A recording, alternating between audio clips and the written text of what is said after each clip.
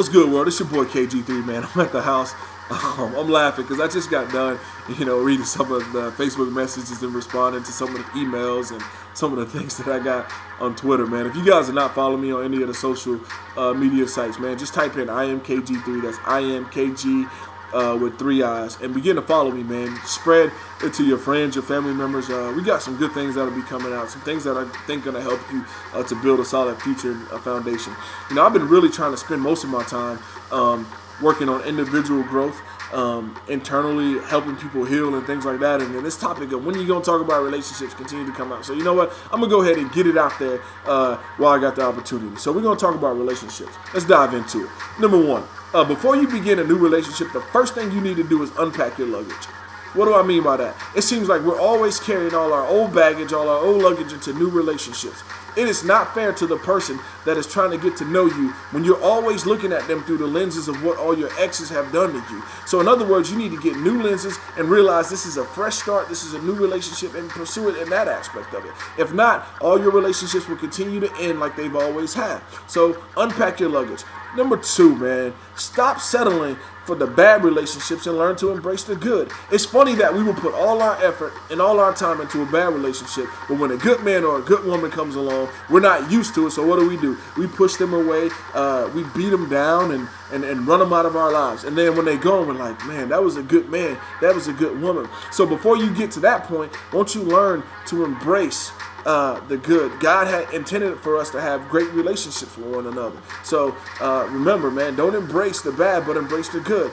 Number 3, stop falling in love too quick. Stop giving your emotions away way too quick. In other words, get to know the person.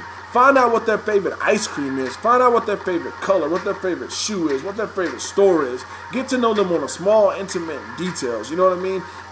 Learn that stuff first before you start falling in love. Because what that does is that helps you build a solid foundation of friendship, so that way when you go into the relationship, you're not just built on lust and you're not just built on sex, but you're built on the friendship that you guys begin before you entered into that relationship, man. So get to know the person, know the small details about them, gradually get to expose yourself and share yourself with them. Don't give them everything on the first day that you meet them, man.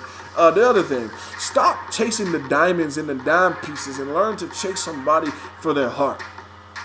Stop chasing the dime pieces and the diamonds and learn to chase somebody for their hearts. Fellas, if you are a king of hearts, which we all are supposed to be, you should be chasing a queen of hearts and not a queen of diamonds. All that flashy stuff, all that Prada, Coach, and how she looks and makeup and nail did and hair did and all that stuff, that's good. We like that aspect of it, but you know what? That stuff is going to fade away one day, man. You know what I'm saying? And what you need is her heart. Ladies, you trying to chase that man with all the money, the king of diamonds. He got the money, he got the cars, he got the status, he got everything that culture says is successful, but he doesn't know how to protect your heart. You know what I mean? So you need to be chasing after a man that you know that's going to protect your heart, do the things that he need to do to hold you down. The other thing, man, is waiting. What you mean waiting? I'm talking about the sex part of a relationship. Listen, I am 30 years old. I'm abstinent. I'm not out messing around with a lot of girls. I don't do that. Listen, if you don't have a ring on your finger from me, then you and I ain't laying next to each other in the bed. Look, I'm not trying to get to know you sexually. That part comes after I marry you. You know what I'm saying? After we get married. Learn to wait. God intended for us to wait. He put that boundary there to protect us. Think about how many times you've given yourself away and what that has done and what that has bought you. Maybe you should learn to do something different. Like tell that man, hey, if you want to be with me, if you want to lay with me, then you need to learn to wait for me. All right?